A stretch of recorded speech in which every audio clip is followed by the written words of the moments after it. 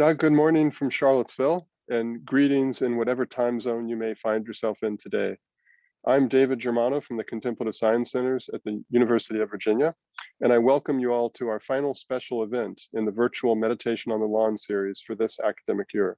It's been wonderful to have the opportunity to share a contemplative moment or two with so many of you across the world since October, and we look forward to renewing these sessions in the early fall.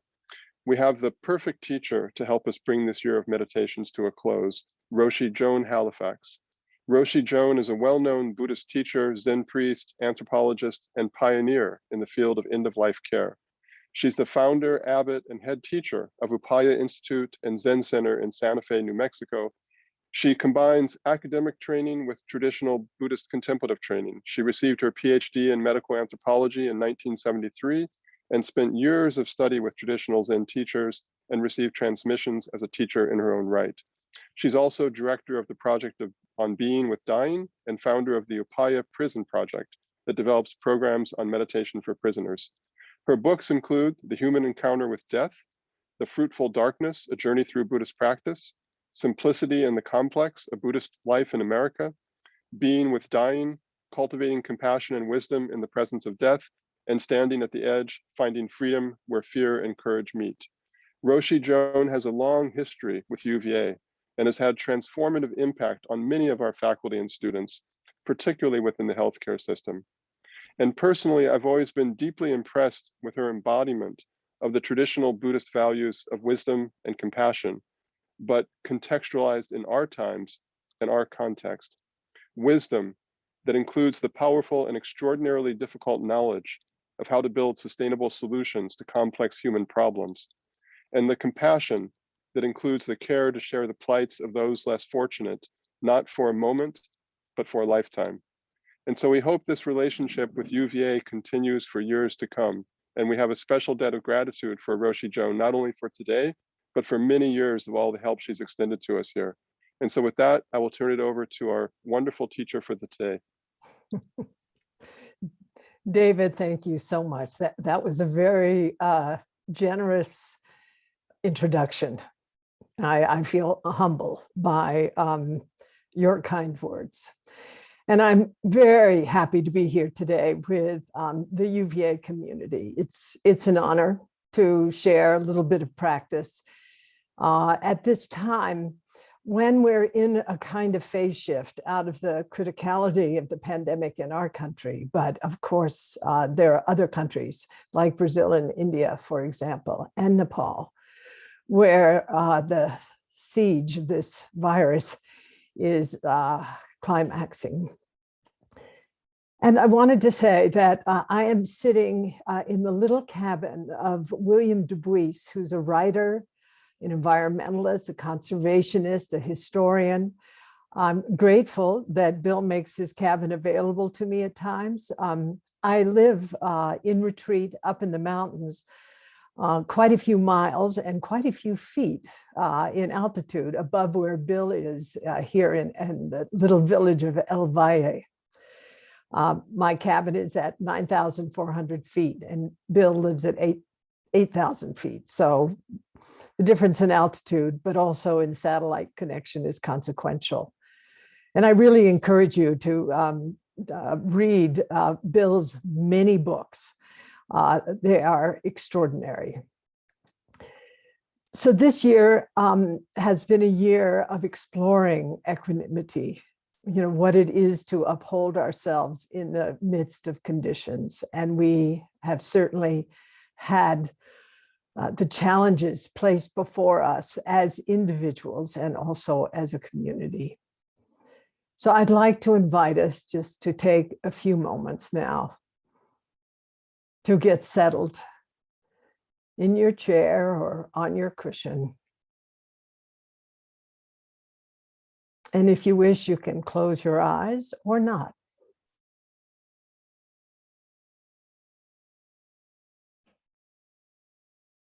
And if you're in a chair, notice the sensation of your back where it meets the back of the chair, and sense the support of the chair as you allow yourself to relax into it.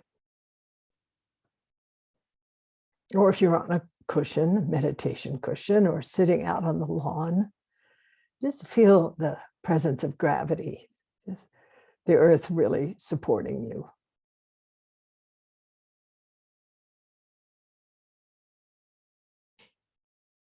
And if you're in a chair, keeping both of your feet flat on the floor, notice the sensation of the soles of your feet on the floor.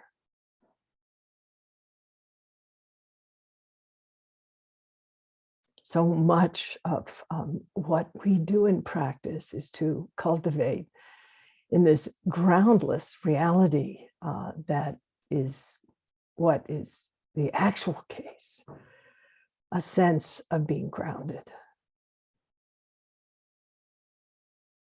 stable. And so just allocating our attention to the sensation of our feet on the floor or our buttocks on the cushion. Allow that experience in the body to influence, to color, or to ground the state of heart and mind that we're in, that you're in.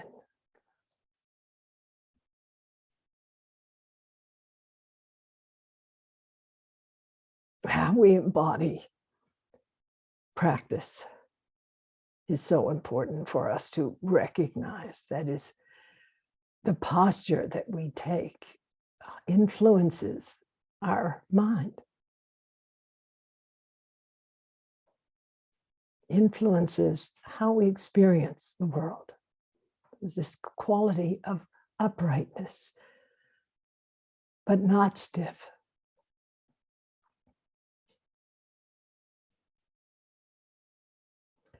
Bring your attention now to your spine and sense your spine.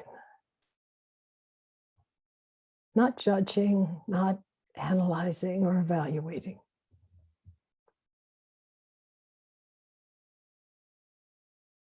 Your spine is a physical metaphor that points toward your natural capacity to uphold yourself in the midst of any difficulties. To be balanced.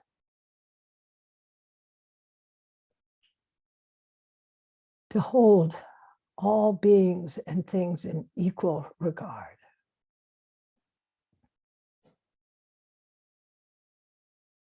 And this is called equanimity.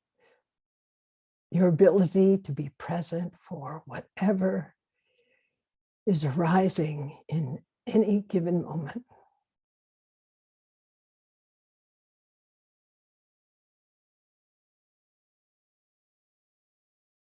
Then breathe into your back. Sense the energy that is there, and if there's tension, see if you can just relax out of that tension.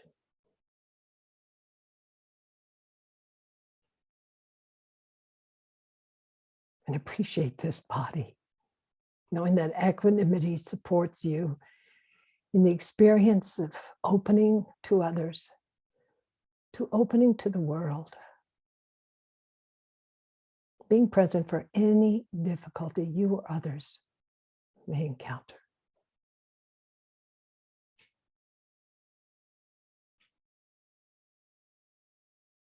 And you can remind yourself of this valued quality by saying strong back.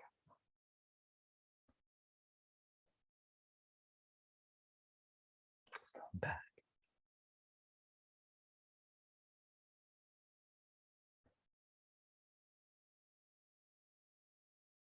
Gently shift your attention to your belly and breathe into the belly. Notice the course of your breath as you inhale and exhale, how it gives volume on the inhale to the body, And exhale, inviting you to relax.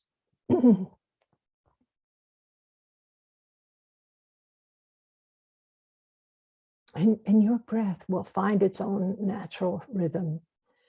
You don't need to force it in any way. Just let it be.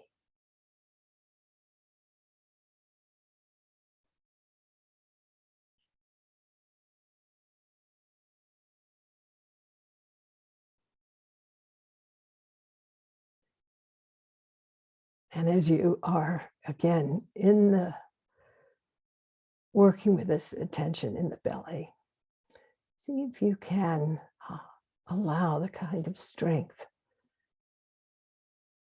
this resolve, this heart, body, mind that vows to awaken and to be of service to others and to use the love and compassion for others as a path of awakening.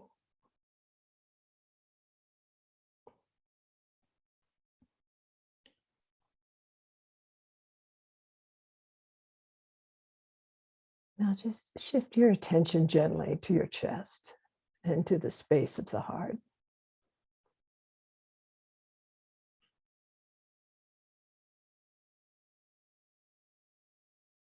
And the front part of the body, we could say, is a kind of physical metaphor for compassion. This capacity that we have to expand our subjectivity, to include the experience of others, and to feel deep concern for others. Soft front, compassion.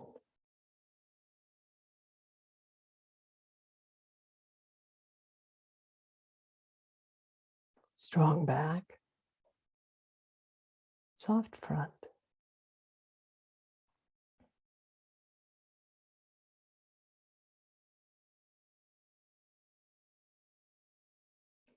Invite us to bring to mind some situation, a pet or a person where there's the presence of suffering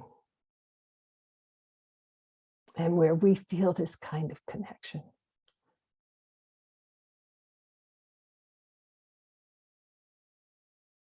And see if we can allow ourselves to be really touched by the truth of suffering, and also the possibility that whatever difficulty this one or this situation finds itself in, transformation is possible. We can't say if or when, but it is possible. And we will bring our best as we have this upwelling of concern and of compassion to do whatever we can to end suffering.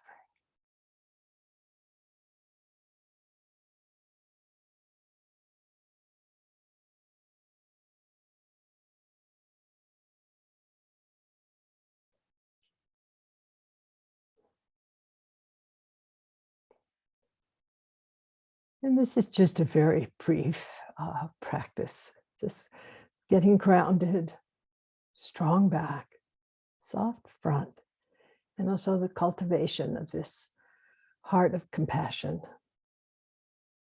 Recall the elements of this practice that you're bringing into your life. Stability, equanimity, kindness, courage, compassion.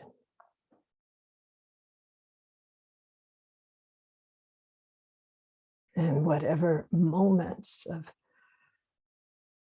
ease or well-being or openness that you may have experienced in just this brief time we've been together, please dedicate it to the welfare of others, while vowing to actualize these qualities of character in our everyday life.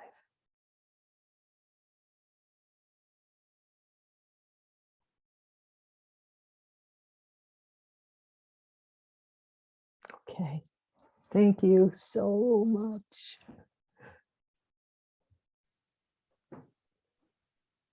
So I appreciate you being with me this morning. David. Thank you so much, Roshi Joan, for that lovely and powerful meditation.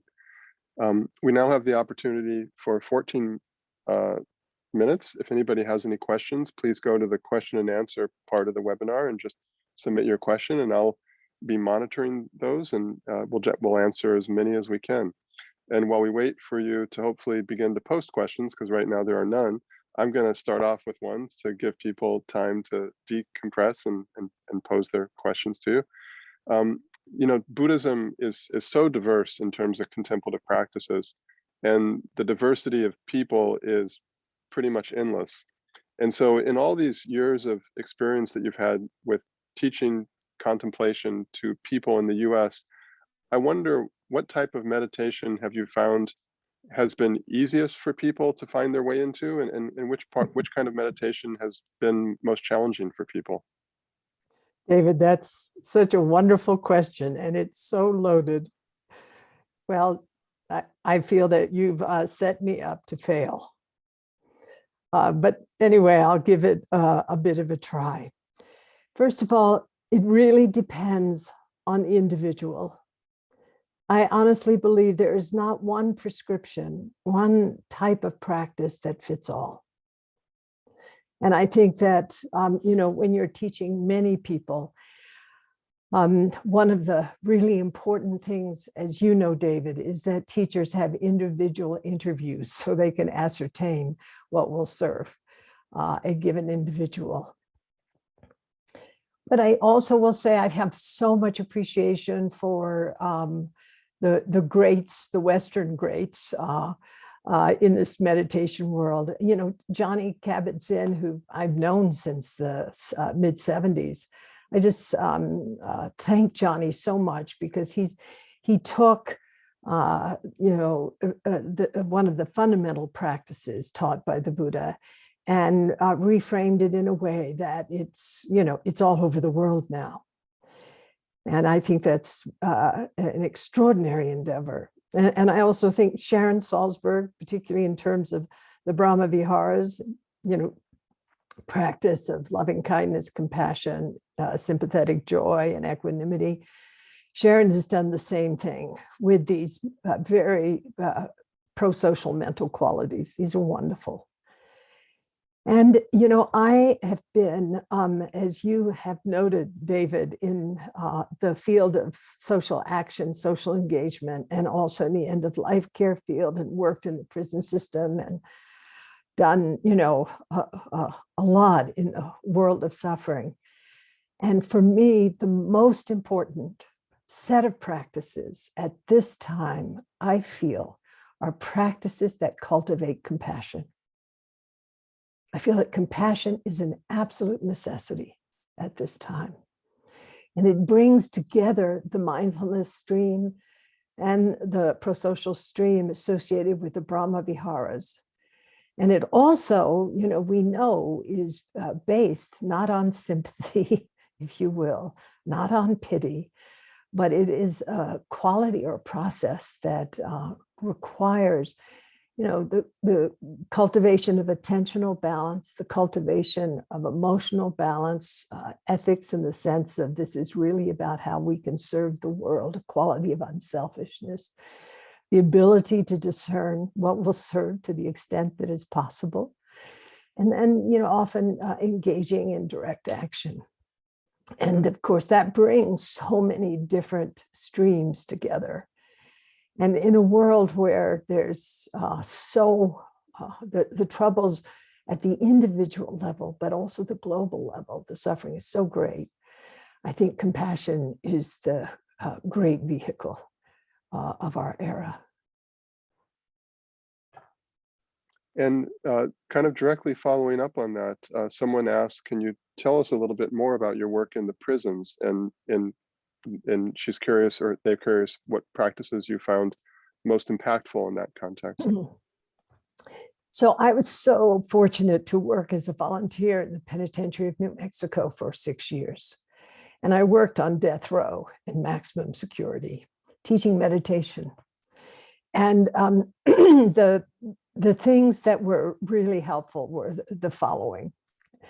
One was just simple breath meditation. In other words, helping to cultivate attentional balance in a world that is characterized by tremendous overstimulation. If you go into the pods like I did, it can be, the smell of urine, the sounds are incredible. Sometimes people howling and so forth. It's really pretty disturbing. And so helping people, these men, it was all men, all murderers I worked with and all in for the rest of their life or headed toward the death house. So, breath meditation was one. And the other thing that was really important was this beginning to open the door of care. That is to realize that, and not so quickly that it was overwhelming or re-traumatizing for these human beings that I was working with. But to manifest myself a quality of kindness and openness that they began to, some of them began to resonate with and to actualize within their own experience and insight. So I think those two things are what worked. What didn't work was the structured teaching of the Brahma Viharas. And I wrote about this in my book about, a prisoner who just, practically physically attacked me, when I was introducing the Brahma Viharas, the four boundless abodes. And he said, you don't know what it's like in here and blah, blah, blah. It was like, whoa. And I said, as he's screaming at me, I completely agree with you. I just don't like how you're saying it. And then later, when I saw him being humiliated by the guards, I actually had this, really this breakthrough of sort of brokenheartedness that, this man had killed quite a few people. He was an angry, tormented soul, and that too was suffering. That too was suffering. So it's a very important, if you're going to work in prison, I just, suggest that you give up your categories and that you go in with a strong back. You need that equanimity and also a soft front. Thank you. And there's a series of questions about that other area that you've spent a tremendous amount of your time and energy and wisdom on, which is end-of-life care. And I'll just give you a quick sense of what the questions are. One person asked, what can you say about end-of-life care and what is helpful for those dying? Another person asked, which is connected, that in the past I've used meditation to escape or dissociate from suffering.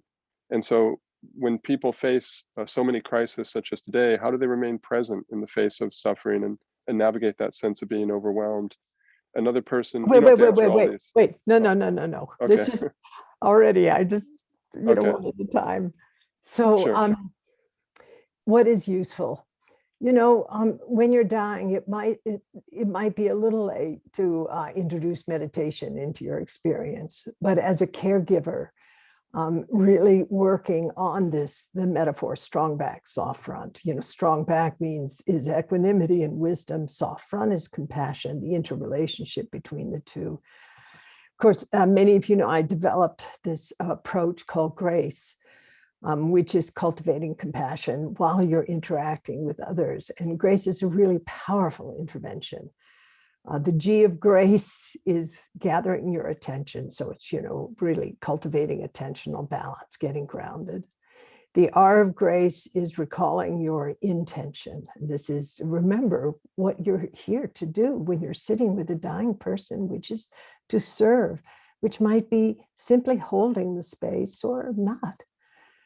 The A of grace is attunement. And the first attunement is to oneself, one's physical experience, one's emotional experience, and mind stream, so that you have a sense of, what biases might be present, for example.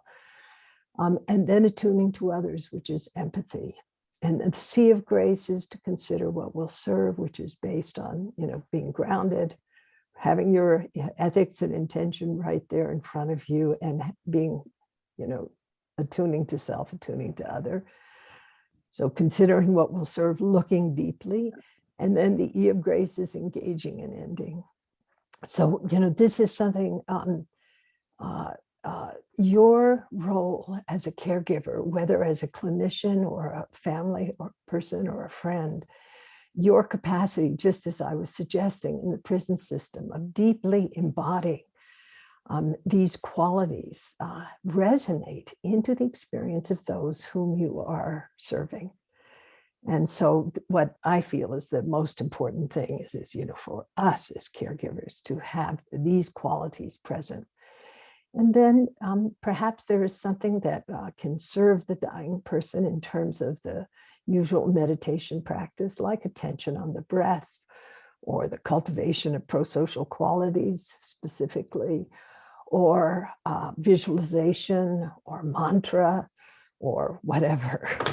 But I think what is really the most important thing is the cultivation of our own psychophysical capacities to maintain this relationship of between equanimity and compassion. So then maybe I'll ask a question that pulls back a little bit from those situations. And the person asks, what advice do you have for those of us who are living life, normally, quote unquote, without terminal disease or without being in prison, so that when we do come to that point, that we can have a quality end of life, that we're prepared as individuals from our own side? Mm-hmm. Wonderful questions. Thanks, David. So I think one of the things is, don't wait till you get your diagnosis. When you're born, you've got your diagnosis. I remember once Bob Thurman said something like, life is a sexually transmitted terminal condition. We're all going to die, and we don't know when. And this is, a beautiful practice that I've done a lot of, is these 9 contemplations of Atisha. Death is inevitable. When we die is unknown. How we die is unknown, et cetera, et cetera. And so, if you understand that, and how wonderful it is to recognize the truth of our mortality, the truth of impermanence, it's all going to go. Everything we cherish is going to go. We're going to go. Then how do we use this life in service to others? And that, I think, it's one of the cool things about Buddhism. I mean, the Buddha's realization, and many have realized it, but the Buddha emphasized, coming into the experience of the truth of impermanence, the kind of insubstantiality of everything, the groundlessness of everything. And so, yeah. Anyway, I think that's enough on that question, but I hope that's helpful. And we actually had a number of questions about your cabin host, and wondering if you could repeat his name and say the title of the book that people could actually look up and read. Yes, his name is William Dubuis, and he's written lots of books. Let's see if I can quickly, I've got sitting with one of them, sitting behind his books, but he's just coming out with a new book called Trail to Conjarova, which is, hey, Bill. Well, he's in the next little room. But let's see, I don't see the list of books, but he's written a beautiful book. This is called River of Traps, this book here. One of my favorite books is called The Walk, which is a very contemplative book. And Bill went to Dolpo with us twice. And so this book that's coming out this summer, Trail to Conjarova, is an historian and environmentalist look at the world of the Himalayas and all the learning that he received from the indigenous people, also the work that we did there around what it is to live at a time when the earth is under threat. It's a gorgeous book. Fortunately, I've had the chance to read it, and it'll be out this summer. So it's William Debuys, Debuys. And that title you can find, and you can find all his other books, is River of Trails, like The trail in the River of forest. Traps. Oh, Traps, sorry. Yeah. River of Three Trails. words I had to remember. Right. River of Traps. Traps, The Walk, The Last Unicorn, which is a powerful book that he wrote about trying to find a salau, which is this very nearly extinct animal in Cambodia. And it's all, it brings the war and hunting, animal exploitation, everything into one incredible book. So he's written many books. So I've read them all, and he writes like a real master. Well, thank you so much, Roshi Joan, for joining us today. And thank you, everybody around the world, for joining us over the past 8 months or so. And we hope you will join us back in the early fall when we resume the school year here. So with that, I hope you all have a wonderful summer. Thank you, David. And thank you all for being with us today.